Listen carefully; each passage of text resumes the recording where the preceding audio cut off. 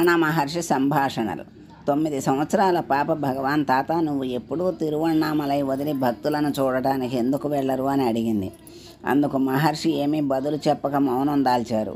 మహర్షి నుంచి ఎటువంటి సమాధానం రాకపోయేసరికి ఆ పాప మరీ అడిగింది.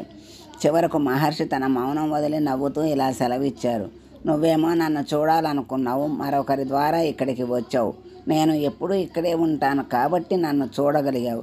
నేను ఊళ్ళు తిరుగుతూ ఉంటే నన్ను ఇక్కడ ఎలా చూడగలుగుతావు?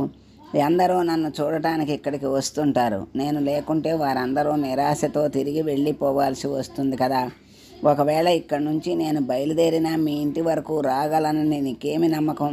తిరువణ్ణామలైలోనూ దారిలో మిగిలిన ఊళ్ళలోనూ ఎందరో వాళ్ళ ఇళ్లకు రమ్మని పిలవడానికి సిద్ధంగా ఉంటారు.